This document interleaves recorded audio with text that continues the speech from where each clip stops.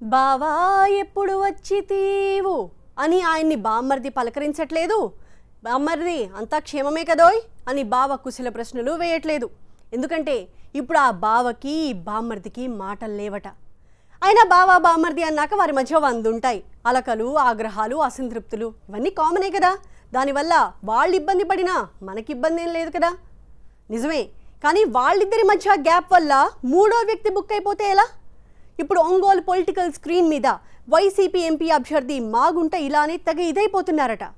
YV versus Balineni ఎపిసోడ్కి తాను బలైపోతానా అని బావురుమంటున్నారట.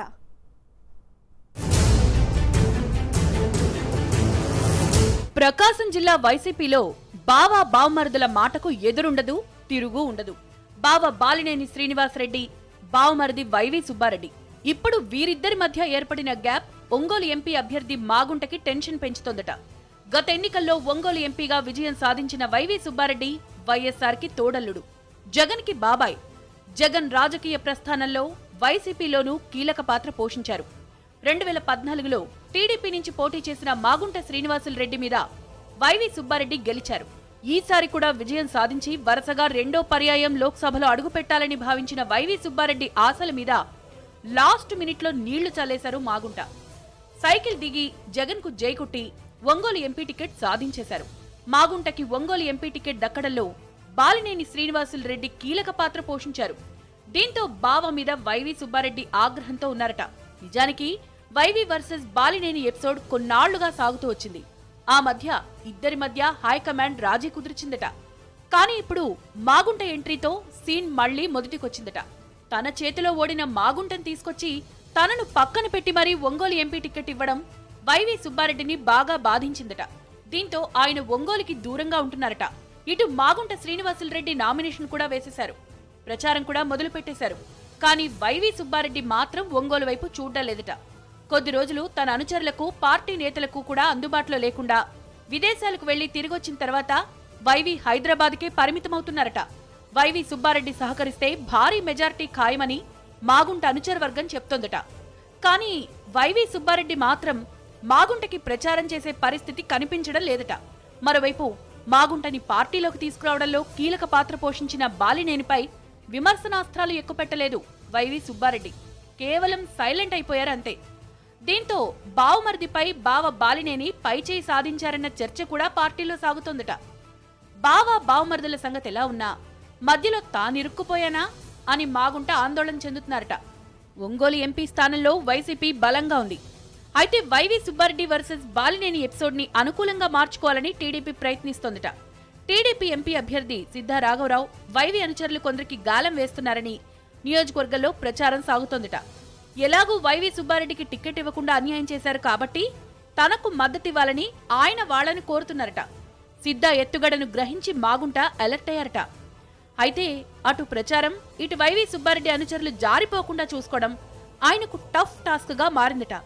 ఈ నేపథ్యంలో వైవి సుబ్బారెడ్డి సపోర్ట్ లేకుండానే మాగుంట ఎన్నికల సమరం చేయక తప్పేలా లేదని పార్టీలో గుసగుసలు వినిపిస్తున్నాయట. నువ్వో నేనో తేల్చుకుందాం అని సవాల్ విసురుకోవడం ఎన్నికల్లో సహజం. ప్రత్యర్థి పార్టీ అభ్యర్థిని టేక్ ఇట్ ఈజీ అనుకునే వ్యూహాలు కూడా కామనే. కానీ స్వయంగా అభ్యర్థులే ప్రత్యర్థి పార్టీ క్యాండిడేట్స్ దగ్గరికి వెళ్ళి బాబాబు నామినేషన్ ఉపసంహరించుకోండి అంటూ అడగడం మాత్రం సహజం కాదు కదా. అందుకే ఈ ఎపిసోడ్ మన మిర్చిలోకి వచ్చేసింది. టీడీపీ మీద కన్నెర్ర చేసిన ఎస్పీవై రెడ్డిని కూల్ చేయడం ఎలాగో అర్థం కాక కింద మీద పడుతున్నారట తెలుగు తమ్ముళ్ళు. ఇంతకీ ఎస్పీవై రెడ్డి ఏం చేశారు, టీడీపీ ఏం చేస్తోంది, అసలు నంద్యాలలో ఏం జరుగుతోంది? నంద్యాల టీడీపీలో ఎస్పీవై రెడ్డి ఒక రేంజ్లో హీట్ అవుతున్నారట. గత ఎన్నికల్లో వైసీపీ నుంచి ఎంపీగా గెలిచిన ఎస్పీవై రెడ్డి ఆ వెంటనే టీడీపీకి జైకొట్టారు. ఈ ఎన్నికల్లో తనకు కాని తన అల్లుడు లేదా కూతురికి టికెట్ ఇవ్వాలని కోరారు ఎస్పీవై రెడ్డి. టీడీపీ అధిష్టానం నిరాకరించింది. ఎస్పీవై రెడ్డి తన సత్తా చూపుతానంటూ జనసేనకి జైకొట్టారు. నంద్యాల ఎంపీగా నామినేషన్ వేసేశారు. అంతటితో ఊరుకోలేదు. తన అల్లుడు శ్రీధర్ రెడ్డితో నంద్యాల ఎమ్మెల్యే అభ్యర్థిగా జనసేన నుంచి నామినేషన్ వేయించారట. ఎస్పీవై రెడ్డి నంద్యాల ఎంపీగా 3 సార్లు గెలిచారు. గతంలో మున్సిపల్ చైర్మన్ గా కూడా పనిచేశారు. వ్యక్తిగత ఇమేజ్ ఉంది. టికెట్ ఇవ్వకుంటే కాసేపు అలిగి సైలెంట్ అవుతారని భావించిందట టీడీపీ. కానీ ఎస్పీవై రెడ్డి మాత్రం తెలుగు తమ్ముళ్లు ఊహించని విధంగా జనసేన నుంచి ఎన్నికల సమరానికి సై అన్నారు. దీంతో టీడీపీ అభ్యర్థుల్లో టెన్షన్ పెరిగిందట. స్వయంగా నంద్యాల ఎమ్మెల్యే అభ్యర్థి భూమా బ్రహ్మానందరెడ్డి, నంద్యాల ఎంపీ అభ్యర్థి శివానందరెడ్డి వెళ్లి ఎస్పీవై రెడ్డిని కలిశారట. నామినేషన్ ఉపసంహరించుకోమని చెప్పారట. తనకో తన అల్లుడు లేదా కూతురుకో ఎంపీ టికెట్ కానీ ఎమ్మెల్యే టికెట్ కానీ ఇస్తే తప్ప వెనక్కు తగ్గేది లేదని ఎస్పీవై రెడ్డి తేల్చి చెప్పారట. దీంతో టీడీపీ అధిష్టానమే రంగంలోకి దిగిందట. ఎస్పీవై రెడ్డి కుమార్తె సుజలని అమరావతికి పిలిపించి మాట్లాడుతున్నారట. నామినేషన్ ఉపసంహరించుకుంటే ఎమ్మెల్సీ ఇస్తామని హామీ ఇచ్చింది టీడీపీ హైకమాండ్. అయితే ఎమ్మెల్సీ ఆఫర్కి ఎస్పీవై రెడ్డి నో అంటున్నారట. ఎమ్మెల్సీ ఆఫర్కి ఎస్పీవై రెడ్డి దిగొస్తాడని టీడీపీ అధిష్టానం భావిస్తే అందుకు విరుద్ధంగా పరిణామాలు జరుగుతున్నాయట. టికెట్ రాని వాళ్లందరికీ ఎమ్మెల్సీ హామీ ఇస్తున్నారు. ఎంతమందికి ఎమ్మెల్సీ ఇస్తారని ఎస్పీవై రెడ్డి ఎదురు ప్రశ్నిస్తున్నారట. బీఫామ్ చేతిలో పెడితే తప్ప నామినేషన్ ఉపసంహరించుకునే ప్రసక్తే లేదని స్పష్టం చేస్తున్నారట. ఎస్పీవై రెడ్డికున్న వ్యక్తిగత ఇమేజ్, దానికి తోడు జనసేన ఓటు బ్యాంకు కలిస్తే తమకు తీవ్ర ఇబ్బంది తప్పదని నంద్యాల టీడీపీ ఎమ్మెల్యే, ఎంపీ అభ్యర్థులు ఆందోళన పడుతున్నారట.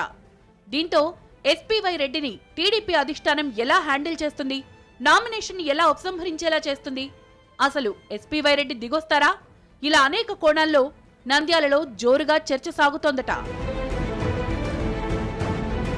ప్రత్యర్థిని గెలవాలంటే ముందు కావాల్సింది మనోనిబ్బరం, సంకల్ప బలం. ఇవుంటే మిగిలిన వనరులు వాటంతట అవే సమకూరుతాయి, విజయోస్తు అని దీవిస్తాయి. మరి ఆ సంకల్ప బలం ఎక్కడి నుంచి వస్తుంది?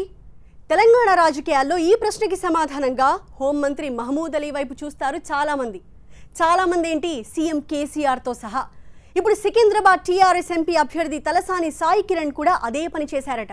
దీంతో మహమూద్ అలీ దట్టి మహత్యంపై మరోసారి రాజకీయ వర్గాలతో పాటు తెలంగాణ వ్యాప్తంగా చర్చ జరుగుతోంది. ఇంతకీ ఏంటి దట్టి? తెలంగాణ రాష్ట్ర తొలి డిప్యూటీ సీఎం, ప్రస్తుత హోమ్ మినిస్టర్, ముఖ్యమంత్రి కేసీఆర్ కి ఆప్త స్నేహితుడు. ఇప్పుడు మహమ్మద్ అలీ కేంద్రంగా రాజకీయ వర్గాల్లో ఒక ఆసక్తికర చర్చ సాగుతోందట. అదే మహమ్మద్ అలీ దట్టి మహత్యం. ఇంతకీ ఏంటా దట్టి? ఇదిగో ఇలా చూడండి. కేసీఆర్ చేతికున్న ఈ పవిత్ర దట్టిని ఒకసారి చూడండి. తెలంగాణ ఉద్యమకాలం నుంచి ఇప్పటిదాకా అనేక సందర్భాల్లో కేసీఆర్ ఈ దట్టి ధరించి కనిపించారు. స్వయంగా మహమ్మద్ అలీనే కేసీఆర్కి అనేక సభా వేదికల మీద ఈ దట్టిని కట్టారు. తాను ఎక్కడకు వెళ్లినా ముస్లిం సోదరులు దట్టి కట్టి క్షేమంగా వెళ్లి లాభంగా రండి అని ఆశీర్వదిస్తారని కేసీఆర్ పలు సందర్భాల్లో చెప్పారు. మహమ్మద్ అలీ తన కోసం భక్తి శ్రద్ధలతో చేయించే దట్టి గురించి కూడా కేసీఆర్ ప్రస్తావించారు. దట్టి ముస్లింలకు అత్యంత పవిత్రమైంది. ఏ పని మొదలుపెట్టినా విజయవంతంగా జరగాలని, బయటకు వెళ్లే వాళ్ళు క్షేమంగా విజయంతో తిరిగి రావాలని కోరుతూ దట్టిని కట్టడం ముస్లింల సంప్రదాయం. ఉద్యమ సమయం నుంచి ఇది కేసీఆర్కి ఒక సెంటిమెంట్గా మారింది. తెలంగాణ రాష్ట్ర ఏర్పాటు తర్వాత కూడా కేసీఆర్ దట్టిని భక్తి శ్రద్ధలతో ధరిస్తూనే ఉన్నారు. ముఖ్యంగా మహమ్మద్ అలీ వీలు కుదిరినప్పుడల్లా కేసీఆర్కి దట్టిని కడుతూ ఉంటారు. ఇప్పుడు తెలంగాణలో పార్లమెంట్ ఎన్నికల సందడి నడుస్తోంది. సికింద్రాబాద్ నుంచి టీఆర్ఎస్ అభ్యర్థిగా తలసాని శ్రీనివాస్ యాదవ్ తనయుడు తలసాని సాయి కిరణ్ బరిలోకి దిగారు. సాయి కిరణ్ కి హోంమంత్రి దట్టి కట్టారు. అప్పుడు సాయి కిరణ్ స్పందన ఏంటో చూడండి. మన మహమూద్ అలీ సాబ్ గారు ముఖ్యమంత్రి గారికి ఎలాగైతే కట్టి ఆశీర్వదిస్తారో నాకు దీవెనిచ్చి గెలిచిపోయినా నేను ఆల్రెడీ. మన మహమూద్ అలీ సాబ్ గారు ముఖ్యమంత్రి గారికి ఎలాగైతే కట్టి ఆశీర్వదిస్తారో నాకు దీవెనిచ్చి గెలిచిపోయినా నేను ఆల్రెడీ. సికింద్రాబాద్ ఎన్నికల సమరంలో క్యాడర్లో సమరోత్సాహం నింపారు సాయి కిరణ్. అలీ కట్టిన దట్టిని చూపిస్తూ దాని గురించి ప్రస్తావిస్తూ స్పందించారు. ఇప్పటికే సీఎం కేసీఆర్ తరచూ దట్టి ధరిస్తూ ఉండడంతో తెలంగాణలో అనేక మంది నేతలు కూడా ఏదైనా ముఖ్యమైన పని ప్రారంభించేటప్పుడు దట్టి ధరిస్తూ వస్తున్నారు. అయితే మహమ్మద్ అలీ కట్టే పవిత్రమైన దట్టి మరింతగా తెలంగాణలో ఫేమస్ అయింది. ఇప్పుడు తలసాని సాయి కిరణ్ కి కూడా అలీ దట్టి కట్టారు. గెలుపు మనదే అనడంతో మహమ్మద్ అలీ దట్టి మహత్యం గెలిపించి తీరుతుందని టీఆర్ఎస్ క్యాడర్ మంచి జోష్ మీద ఉందట. రాజకీయాల్లో ఏమేముంటాయి? ఒకటా రెండా? పైకి చాలా ఉన్నట్టు కనిపించినా అంతర్లీనంగా ఉండేది మాత్రం ఒక్కటే, లెక్క. విమర్శలకి ఒక లెక్క, పొగడ్తలకి ఇంకో లెక్క, కండువాలు మార్చడానికి మరో లెక్క. క్లుప్తంగా చెప్పాలంటే ఏ పని చేసినా నాకేంటి అన్న లెక్కే. జగ్గారెడ్డి అనుచర వర్గం కూడా ఇదే లెక్క వేసిందట. కాంగ్రెస్లో ఇక వద్దు, కారెక్కేద్దాం అని ఒత్తిడి తెస్తోందట. కానీ జగ్గారెడ్డి మాత్రం ఈ లెక్కలు వినిపించుకోవట్లేదట. తన కూచీ వేసిన లెక్కలకి ఫిదా అయిపోయి కాంగ్రెస్ కండువా తీసేది లేదని డిసైడ్ అయ్యారట. ఇంతకీ కూచీ ఎవరు, జగ్గారెడ్డికి ఆమె ఏం చెప్పింది? తెలంగాణ రాజకీయాల్లో ఇప్పుడు నడుస్తోంది వలసల పర్వం. తెలంగాణ రాజకీయాల్ని ఇప్పుడు నడిపిస్తోంది వలసల పర్వం.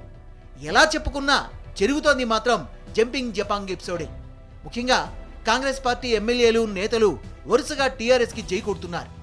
రాజకీయ భవిష్యత్ కోసం కొందరు కాంగ్రెస్ని వీడుతుంటే వారసుల పొలిటికల్ కెరీర్ కోసం మరికొందరు కారెక్కుతున్నారని పొలిటికల్ సర్కిల్స్లో డిస్కషన్ సాగుతోందట.